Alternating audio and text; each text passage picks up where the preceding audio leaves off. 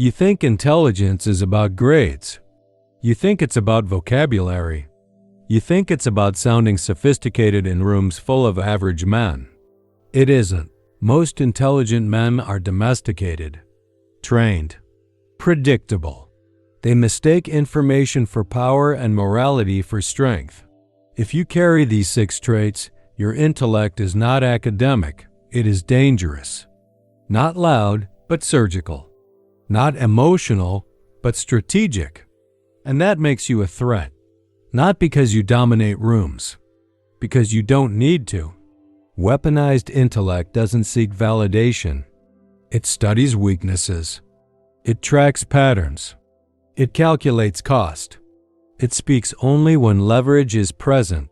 Most men crave belonging. You crave positioning. Most men chase applause. You measure power shifts. Most men argue to win. You speak to extract. That difference isolates you. You've probably felt it.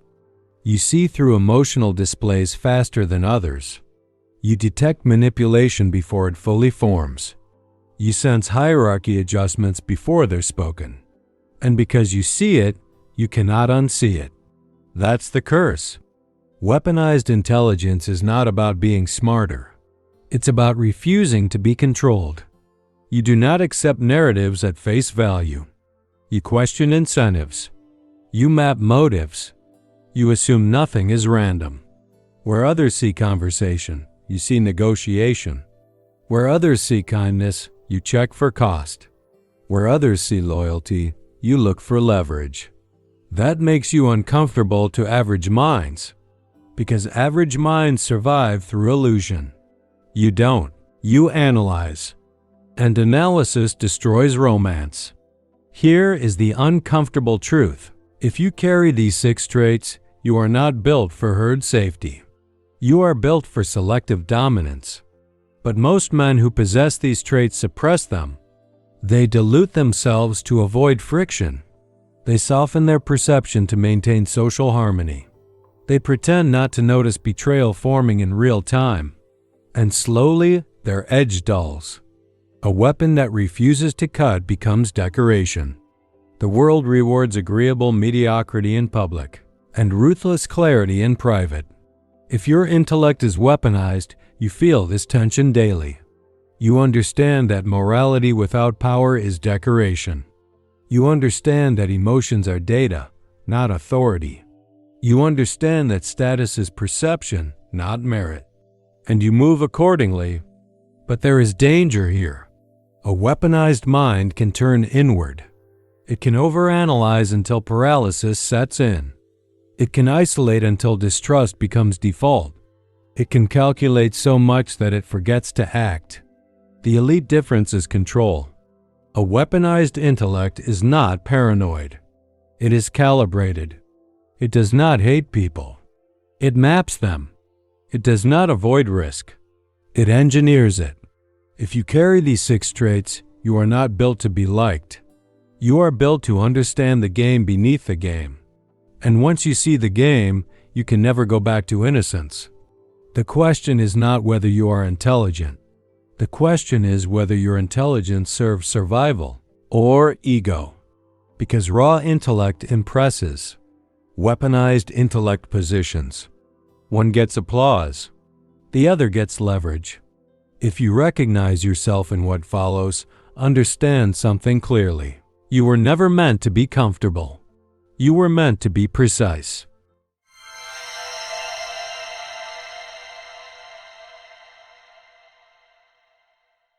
You were trained to see the world as a classroom. Grades.credentials.approval metrics. You were told intelligence is proven by compliance within structured systems.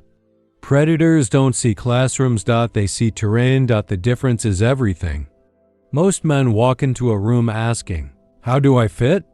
A weaponized mind asks, "Who holds leverage?" That is the lens shift.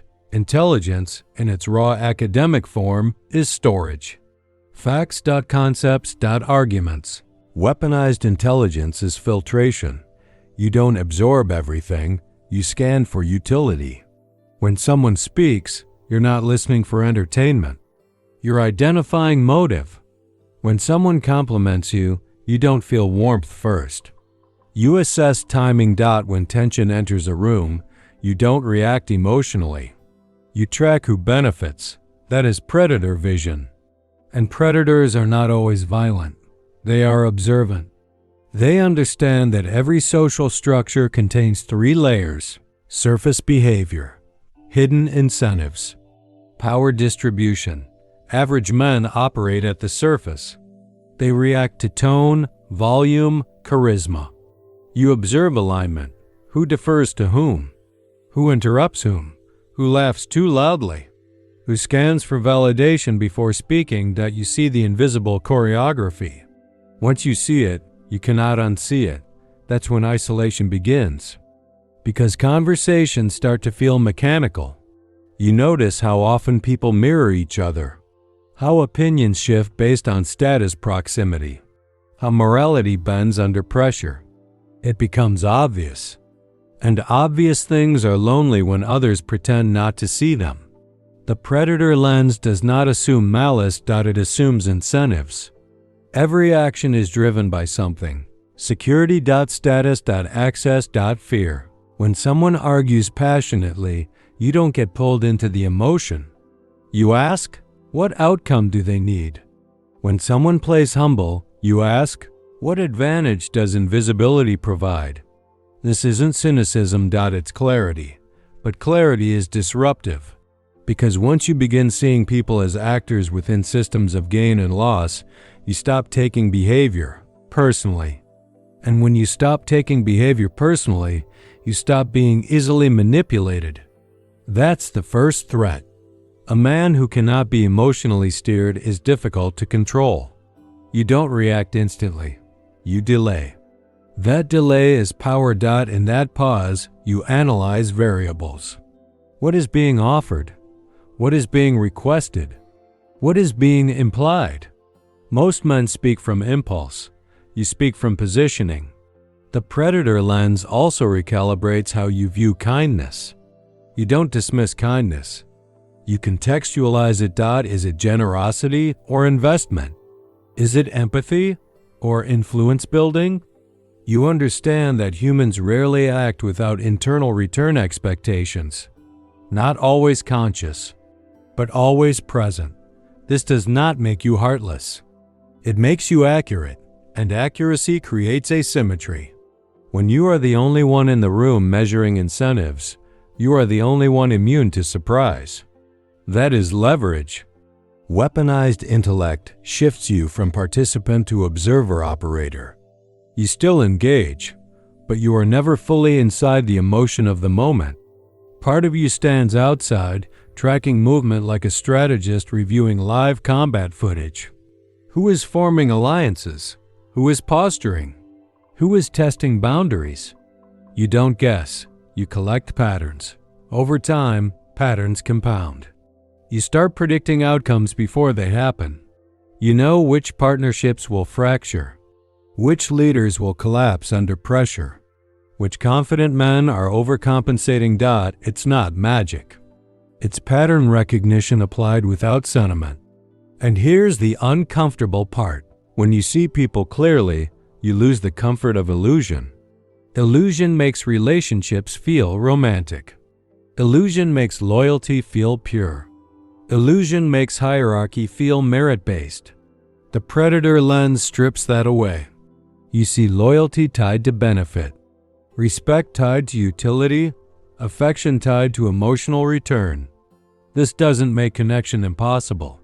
It makes it conditional. And conditional thinking is threatening to those who rely on blind allegiance. You were likely told that overanalyzing is negative, that thinking too deeply ruins experiences, that not trusting easily makes you cold. But those warnings are designed for herd stability, not for sovereignty. The herd survives through emotional contagion. The predator survives through measured distance. Distance is not detachment from humanity. It is detachment from control. You do not absorb moods automatically. You do not inherit panic. You do not inherit outrage. You filter. That filter is your weapon. Without it, intelligence becomes decoration, impressive but directionless. With it, intelligence becomes strategic. The lens shift is simple but irreversible. Stop asking whether something feels good. Start asking whether it shifts power. Stop asking whether someone likes you. Start asking whether they respect your boundaries. Stop asking whether you won the argument. Start asking whether you improved your position. This shift alone separates intellectual entertainers from strategic operators. Entertainers debate. Operators reposition. And here is the quiet truth you must accept. Once you adopt the predator lens, you will be misunderstood. People prefer men who react predictably. Men who express outrage on cue. Men who display loyalty on demand. Men who forgive without recalculation. You won't. You will remember patterns. You will log inconsistencies. You will adjust access. Not loudly, not dramatically, just precisely. That precision is what makes your intellect weaponized rather than decorative. The classroom trained you to answer correctly. The predator lens trains you to survive correctly. One earns applause, the other accumulates leverage. If you carry this lens already, you felt the friction. You know you see more than you say. You know you understand dynamics others walk into blindly. You know you often remain silent not because you lack thought, but because speaking offers no positional gain. That restraint is not weakness, it is selection. But this is only the frame. The lens alone does not create a weapon, it prepares it. The real mechanism lies deeper in how you process emotion itself. Most men are ruled by reaction. A word triggers pride. A tone triggers anger. A delay triggers insecurity. Stimulus. Impulse. Exposure. They call this authenticity. It's not. It's vulnerability to control. Your advantage, if you truly carry it, is not that you feel less. It's that you process differently. Emotion for you is not a command. It's information. That distinction is the engine behind weaponized intellect. When insulted, most men defend immediately. They protect ego before assessing context. You pause. Not because you are weak, because you are calculating. Is this a dominance test? Is this projection? Is this bait? You don't react to relieve tension. You react to alter outcome. That is detachment, not numbness, not repression. Detachment is delay between stimulus and response. And in that delay, data is extracted. Tone analysis, body language shifts, audience reaction, power distribution changes. While others burn in emotion, you harvest variables. That makes you dangerous, because emotional men reveal themselves under pressure. Detached men reveal nothing. You learned, consciously or unconsciously, that showing your internal state gives others leverage. Excitement can be manipulated. Anger can be provoked. Desire can be redirected. So you compress expression, not to hide weakness, but to deny ammunition. Here's what most people misunderstand. Emotional detachment does not mean you don't care. It means caring does not override clarity. When someone attempts guilt, you do not collapse into compliance. You analyze, is this accountability or control disguised as morality?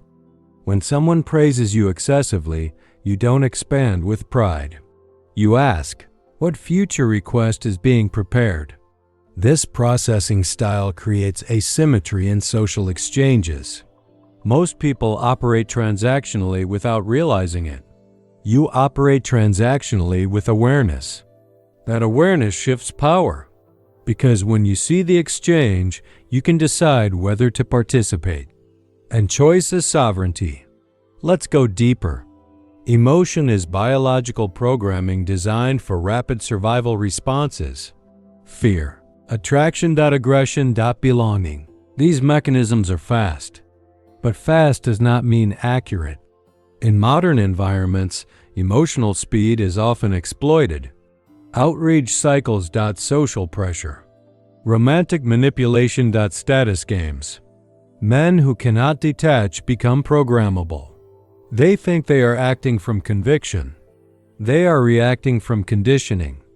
Weaponized intellect interrupts that chain. You feel the surge, but you do not obey it immediately. You observe it. Where is this emotion coming from? What belief is it tied to? What outcome would immediate reaction create? That internal questioning slows the impulse. And slowing impulse restores agency. Agency is rare. Most men surrender it unconsciously. They think confidence is loudness. You know, confidence is composure under provocation. If someone raises their voice, you lower yours. If someone accelerates emotionally, you decelerate. Not to appear superior, but to control rhythm. The one who controls tempo controls frame, and frame determines outcome. Emotional detachment also allows you to withstand discomfort longer than others. Silence in negotiation. Uncertainty in relationships. Delayed gratification in ambition. Average men panic in ambiguity. They need reassurance. You endure the gap. You understand that time pressures the impatient. So you wait. Waiting is a weapon when others cannot tolerate stillness. But here is the risk. Detachment can evolve into isolation. If every interaction becomes analysis, connection becomes difficult. If every display of emotion is viewed as strategy, trust erodes. That is where calibration separates elite detachment from paranoia. You do not assume malice everywhere. You assume incentive everywhere. Incentive is neutral. It explains behavior without dramatizing it. This keeps your mind sharp but not unstable. Because paranoia wastes energy. Strategic detachment conserves it. Another component of this mechanism is internal emotional discipline. You don't broadcast your goals prematurely. You don't reveal resentment immediately. You don't expose insecurity impulsively. You process privately. Public expression is measured. This creates unpredictability, and unpredictability disrupts control attempts.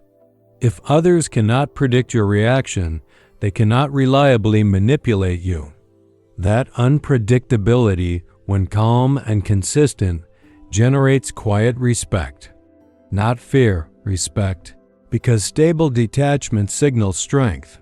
But remember, detachment is not suppression. Suppression stores pressure. Detachment analyzes pressure. One explodes later. The other converts tension into decision-making fuel. If you carry this trait, you've noticed something. Arguments exhaust others. They rarely exhaust you. Drama destabilizes groups. It rarely destabilizes you because you are not entangled emotionally in the moment. You are observing patterns unfolding. That doesn't make you superior. It makes you positioned, and positioning is everything. When crisis hits, emotional men scatter. Detached men stabilize, not because they are fearless, but because fear does not override cognition. This is the core mechanism behind a weaponized intellect. Emotion enters, processing interrupts, data extracted, response engineered. Not reactive, designed. This mechanism, combined with the predator lens from Chapter 1, creates something rare. A man who sees clearly and reacts deliberately. But clarity and control alone do not define the weapon. The weapon is identified by traits. Observable patterns that consistently appear in men whose intellect operates strategically rather than socially. That is where we go next. If your intellect is truly weaponized, it leaves fingerprints. Not loud ones. Not theatrical ones. Subtle patterns that repeat across environments. These 6 traits are not personality quirks. They are operational signatures. If you carry them, you already know.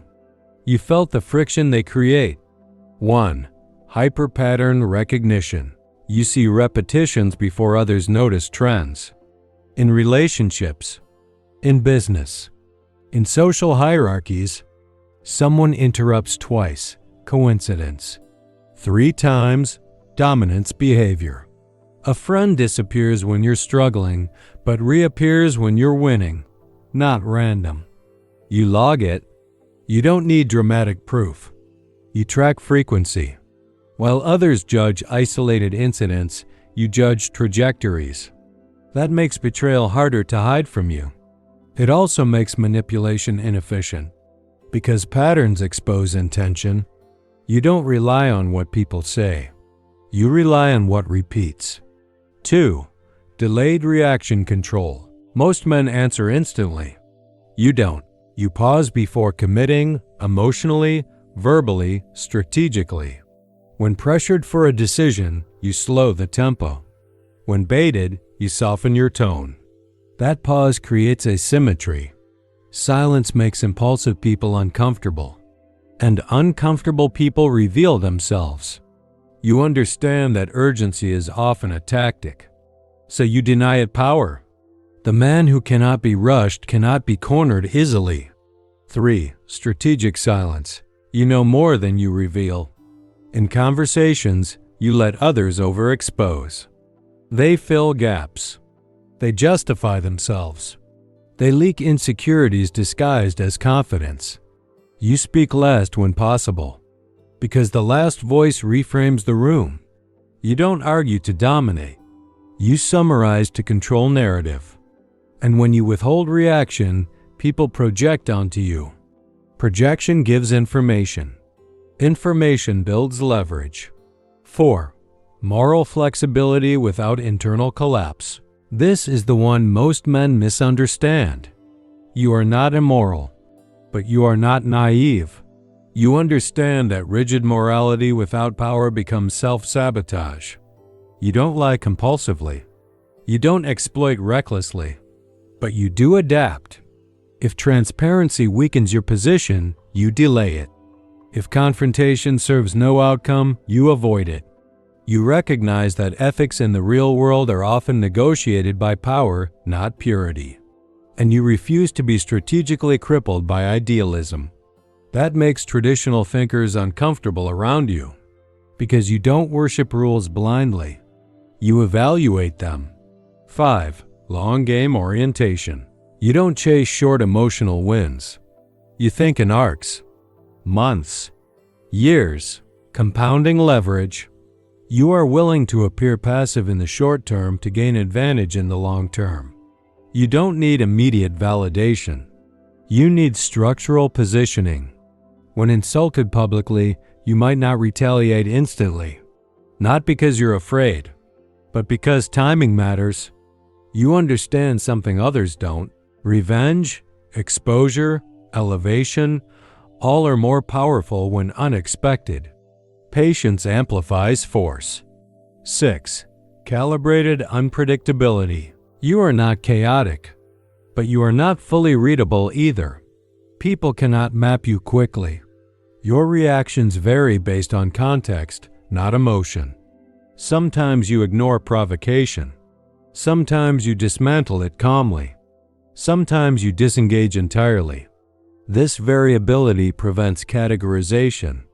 And categorization is how systems control men. If they can't define you, they can't easily manage you. Unpredictability, when disciplined, creates strategic ambiguity. Ambiguity creates caution. Caution creates respect. Now understand something critical. Individually, these traits can exist in many men. Together, consistently, they form a different class of operator. You don't need to announce intelligence. It shows in how little you react, how much you observe, how precisely you choose action. But here is the shadow. These traits can harden into isolation. You can begin seeing manipulation everywhere. You can start assuming transaction in every gesture. You can detach so far that connection feels inefficient. That is the razor's edge. A weaponized mind without calibration becomes paranoid. A weaponized mind without restraint becomes destructive. But disciplined, it becomes sovereign. You are not easily seduced by flattery, not easily broken by rejection, not easily rushed by pressure. That stability shifts power in every environment. And power shifts attract resistance. Because systems prefer predictable men. Predictable men are manageable. You are not easily managed. That is why environments often attempt to soften you, which leads to the deeper threat. A weapon is most dangerous before it is identified. Once identified, it is either recruited or neutralized. If you carry these traits, you felt subtle pressure your entire life, not open attack. Correction. Don't overthink. Why are you so quiet? It's not that deep. Translation. Stop analyzing what keeps the system stable. Society does not reward sharp perception publicly. It rewards smooth participation. The man who questions incentives disrupts cohesion, and cohesion maintains order.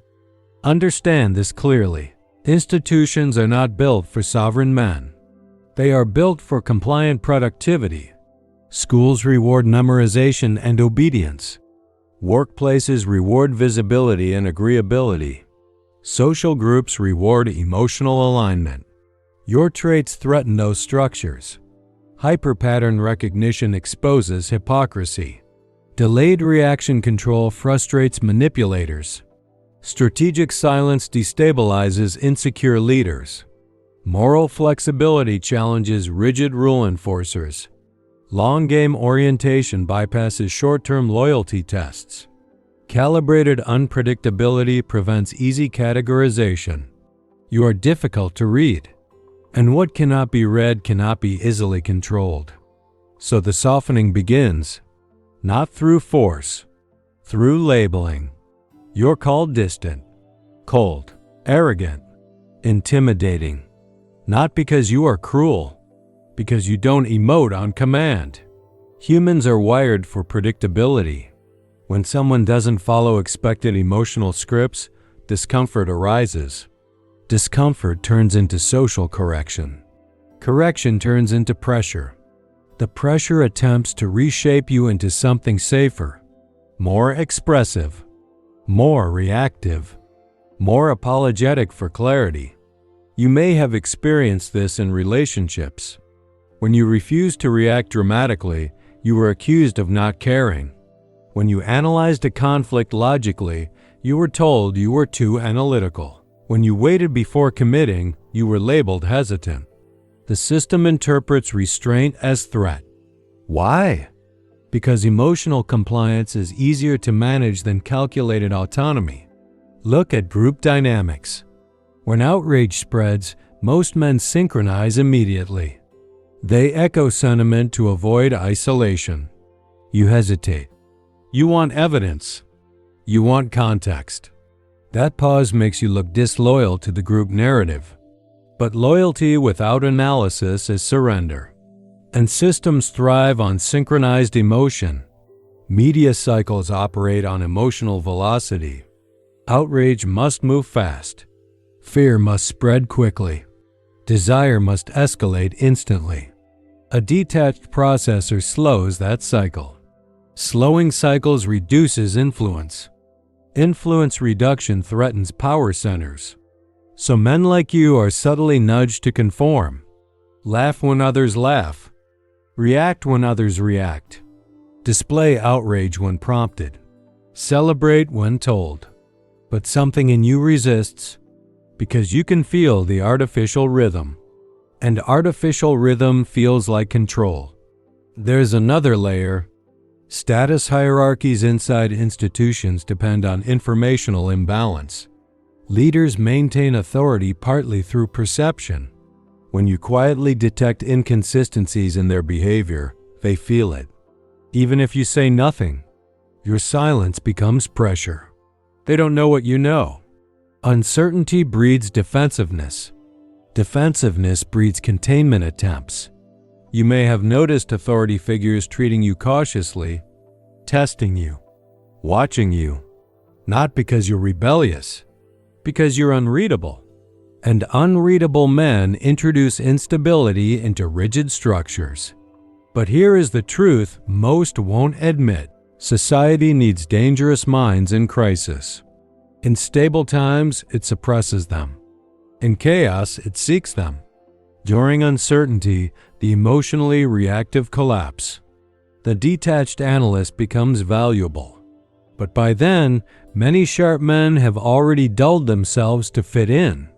They learn to react faster than they think, to speak before analyzing, to soften conclusions, to pretend not to see what they clearly see. A blade wrapped in velvet becomes decoration, comfortable, harmless, forgettable. If you feel constant low-level tension in group environments, it may not be social anxiety. It may be cognitive mismatch. You see structures others don't. You detect posturing others accept. You sense power shifts before they are acknowledged. And when you adjust quietly rather than emotionally, people feel destabilized. Not consciously, instinctively, because you are not feeding the collective illusion.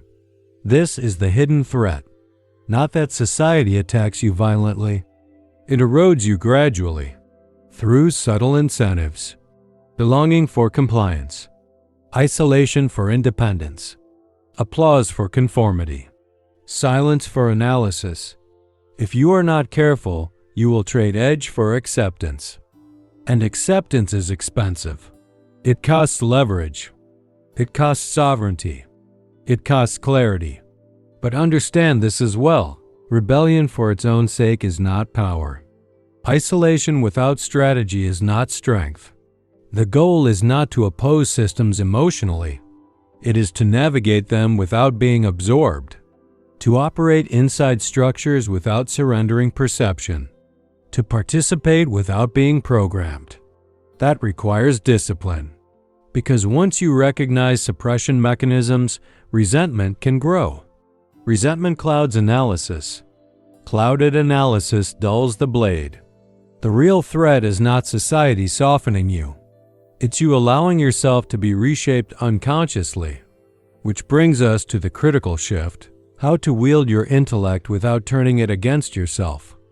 A weapon without control injures its owner. You've seen it. Men who discover their analytical edge and become insufferable. Men who learn pattern recognition and start seeing enemies everywhere. Men who master detachment and accidentally destroy connection. Raw sharpness is not mastery. Control is. If your intellect is weaponized, the next evolution is precision deployment, not constant use. Selective use. First principle: conceal capacity. You do not reveal the full extent of your perception early. Why? Because awareness shifts behavior. The moment people know you are mapping them, they adjust. They mask. They perform. Information quality drops. Silence preserves data flow. You don't correct every inconsistency you detect. You log it. You don't expose every lie immediately. You assess its utility. Sometimes ignorance displayed strategically reveals more than confrontation. Second principle: choose arenas deliberately. Not every environment deserves your full cognition. Workplace politics? Maybe measured analysis. Random social debate? Not worth bandwidth. Strategic men conserve mental energy for high-leverage zones. Attention is currency. Most wasted reacting to noise. You don't. You ask, does engaging here increase position? Or just satisfy ego? If it feeds ego but weakens structure, you disengage. Third principle: control visibility. There are times to appear less sharp than you are. Underestimation is insulation. When people assume you are average, they relax. They reveal strategy. They disclose insecurity. They expose timing. Overt displays of intelligence invite challenge. Subtle displays invite trust. You calibrate based on objective. If dominance is required, clarity becomes visible.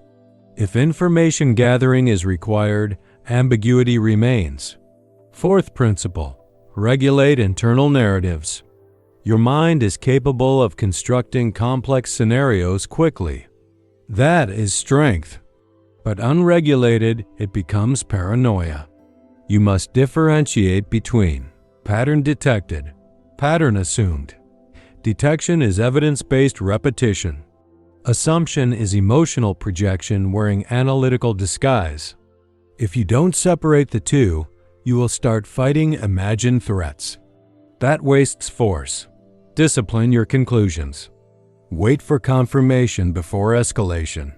Fifth principle: deploy unpredictability intentionally, not emotionally. Unpredictability is not moodiness. It is strategic variance. You choose when to respond strongly. You choose when to ignore. You choose when to withdraw access. The key word: choose. If your reactions feel automatic, you are being controlled by stimulus. If they feel deliberate, you are controlling the frame. Remember, power is not loudness. It is consistency under pressure. Sixth principle: protect connection without surrendering sovereignty. This is where many weaponized minds fail. They detach so deeply that vulnerability feels like weakness. But calculated vulnerability builds selective loyalty. Selective loyalty builds alliance. Alliance multiplies leverage. You do not expose everything, but you expose enough to build trust in high-value relationships. Strategic isolation reduces risk, but it also reduces reach.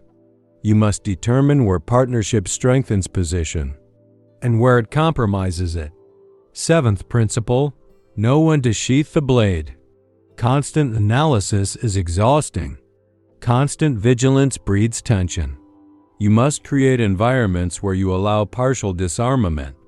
Not everywhere, not with everyone, but somewhere. Without that release valve, your mind remains in perpetual combat mode. Perpetual combat erodes clarity. You are not built to be socially numb. You are built to be selectively precise. There is a difference. Strategic control also requires long-term reputation awareness.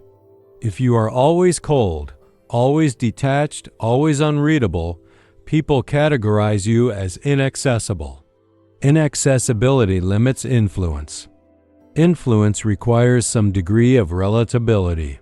You don't abandon edge. You layer it beneath controlled warmth. Enough to maintain human connection, not enough to surrender leverage. This balance is advanced. Most men swing between extremes: overexposed emotionality or overhardened isolation. Elite operators stabilize in the center. Calm, observant, capable of intensity, but not ruled by it.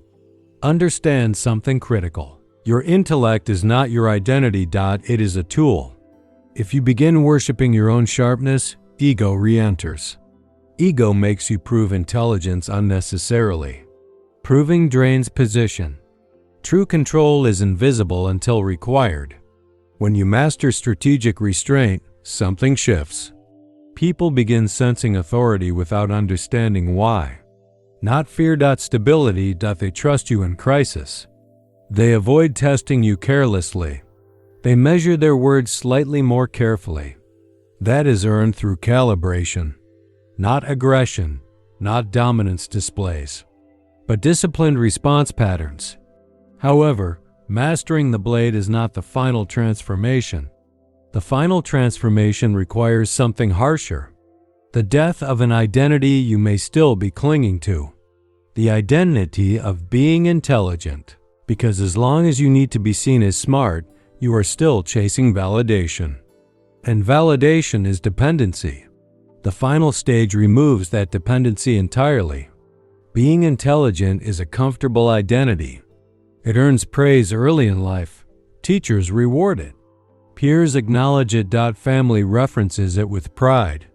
You're the smart one. That label feels powerful, but it is a cage. Because once intelligence becomes your identity, you start protecting the image instead of pursuing leverage. You argue to prove you're right. You correct others to display accuracy. You speak to demonstrate awareness. That is ego disguised as intellect. And ego is exploitable. If someone can bait you into proving yourself, they control you. If someone can challenge your intelligence and provoke reaction, they own your frame. The smart man needs recognition. The strategic operator needs position. Recognition is public. Position is structural. One feeds identity. The other builds power. Identity death begins when you stop caring about being perceived as intelligent. You don't need credit for insight. You don't need applause for prediction. You don't need acknowledgement for being correct. You need outcomes. This shift is brutal because it removes one of the last emotional attachments, superiority. Many men with sharp minds quietly feel above others. They see more. They process faster. They detect manipulation sooner. That awareness can create silent contempt. Contempt isolates. Isolation narrows influence. Influence shrinks leverage. The strategic operator does not look down on the herd. He studies it. Emotionally distancing yourself from superiority stabilizes your judgment. You stop asking, "How do I prove I'm smarter?" You start asking, "What move improves my structure?" Sometimes that move requires silence when you could dominate verbally. Sometimes it requires letting someone else take visible credit while you secure back-end control. Sometimes it requires appearing neutral while aligning strategically. The ego resists this. It wants acknowledgement. It wants visible dominance.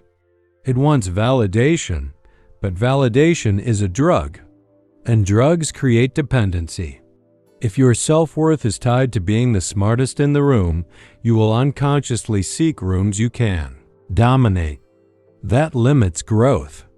The operator enters rooms where he is not the most intelligent, because expansion matters more than comfort. Identity death also means abandoning emotional attachment to your own narratives. You may have built a story about yourself, the lone observer, the misunderstood analyst, the detached thinker. Stories feel powerful, but they freeze evolution. If you cling to the identity of the one who sees through everything, you may miss blind spots. Weaponized intellect without humility calcifies. You must be capable of updating your models quickly, admitting error internally, adjusting without public drama. The strategic operator does not defend outdated conclusions to protect ego. He replaces them, efficiency over pride. This stage requires something else, letting go of resentment. You may resent systems for trying to soften you. You may resent people for misunderstanding you. You may resent emotional figures for being easily manipulated. Resentment feels justified, but resentment consumes processing power. Processing power is your asset. You cannot waste it replaying old friction. Identity death means dropping emotional baggage tied to being different. You are not special because you see patterns. You are responsible because you see patterns. Responsibility demands discipline. Discipline demands neutrality. The final shift is subtle but decisive, from self-definition to self-direction. The smart man asks, "Who am I?" The operator asks, "Where am I going?" One is identity-centered, the other is trajectory-centered. Trajectory thinking changes everything. You stop reacting to insults. You stop competing for intellectual dominance. You stop explaining yourself excessively. You move quietly, deliberately, and over time, results speak. When identity dies, insecurity dies with it. You are no longer threatened by disagreement, no longer triggered by dismissal, no longer compelled to prove. Your calm becomes structural. Your silence becomes weighted. Your decisions become sharper because they are not contaminated by ego defense. That is the final transformation. Not louder, not colder, just cleaner. You are no longer a man who happens to be intelligent. You are a man who deploys intelligence when it serves outcome. And with that shift, something unsettling happens. People feel the difference. They don't know what changed, but they sense reduced access, reduced emotional volatility, increased internal stability. That stability is difficult to manipulate, difficult to destabilize, difficult to categorize. Which brings us to the final reality. Power, even quiet power, attracts attention. And attention creates new risks.